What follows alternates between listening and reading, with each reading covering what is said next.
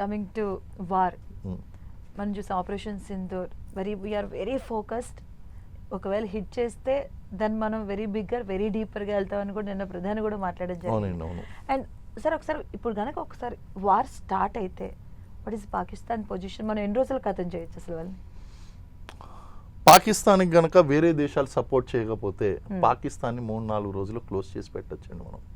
కానీ ప్రాబ్లం ఇక్కడ పాకిస్తాన్ ఒకటే అని కాదు. మీరు చూడండి అసలు పాకిస్తాన్కి డ్రోన్లు ఎక్కడి నుంచి వచ్చినాయి?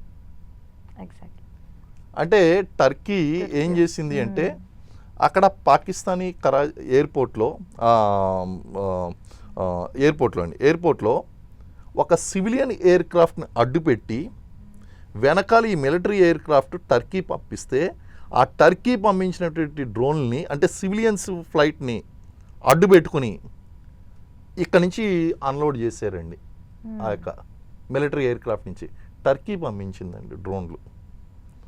మరి ఈరోజు JF-17s ఎక్కడి నుంచి వచ్చినాయి? చైనా ఇచ్చింది. అంటే ఇక్కడ ప్రాబ్లం ఏంటి అంటే చైనా పాకిస్తాన్ ఒక్కటే ఒంటరిగా పోరాటం చేయడం లేదు. అది దాని ధైర్యం లేదండి, అంత ధైర్యం లేదు. కేవలం పాకిస్తాన్ ఒకటే పోరాటం చేస్తే అది ఎంత ఉందండి? అది భూభాగం ఎంత ఉంది, దాని టెక్నాలజీ ఎంత, దాని మ్యాన్ పవర్ ఎంత, మన భారతదేశంలో 2 రాష్ట్రాలు కలిపినంత కూడా లేదు అది.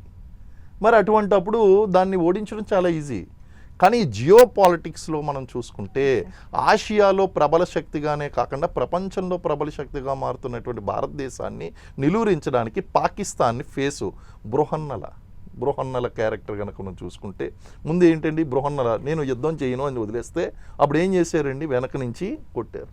పాకిస్తాన్ని కూడా అలాగే పెట్టుకుంటున్నారు, పాకిస్తాన్ ముందు పెడుతున్నారు, వెనక నుంచి వాళ్ళు వార్ చేస్తున్నారండి. ఎవరు? ఇస్లామిక్ కంట్రీస్ ఎవరైతే సపోర్ట్ పాకిస్తాన్కి చేస్తున్నారో చైనా.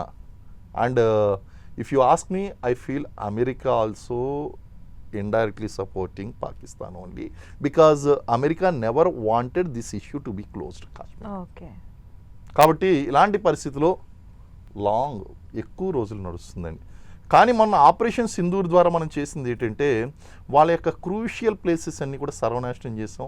వాళ్ళు ఎక్కువ కాలం వాళ్ళు నడపలేరు అని తెలుసు.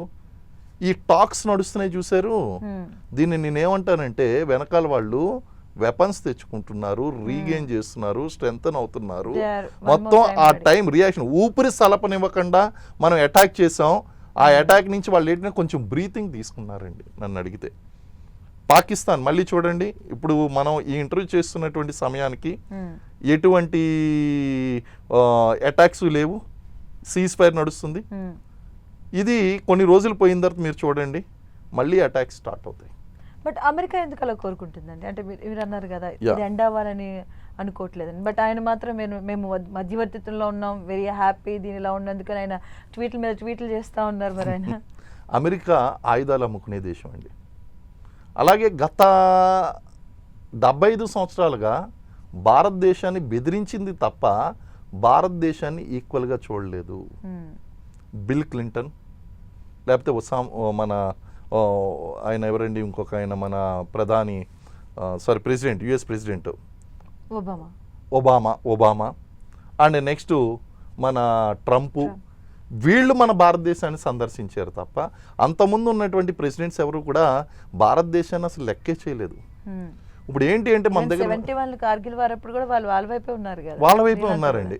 కానీ తర్వాత వస్తున్నటువంటి పరిస్థితులు అమెరికాకి ఇండియాని కన్సిడర్ చేయవలసి వచ్చింది. బికాస్ భారత్ అన్ని రకాలుగాను ప్రబల శక్తిగా ఎదుగుతుంది. అలాగే ఈరోజు యుఎస్లో కూడా వాళ్ళ దగ్గర ఉన్నటువంటి టాప్ పీపుల్లో మన ఇండియన్స్ వాళ్ళ యొక్క ఎకానమీకి సపోర్ట్ చేస్తున్నారు. మన టాప్ బ్రెయిన్స్ అన్నీ కూడా అమెరికాకే పనిచేస్తున్నాయి.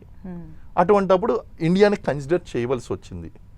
ఆ కన్సిడరేషన్లో ట్రంప్ పాలిటిక్స్, మళ్ళీ అమెరికా విధానం ఒకటైతే ట్రంప్ పాలిటిక్స్ కూడా ఇంకొకటి అండి. ఇందులో ఆయన ఇండివిజువల్గా కూడా ఈజ్ ఓపెన్గా మాట్లాడుతున్నాడు, కానీ ఓపెన్గా ఉండడం లేదు.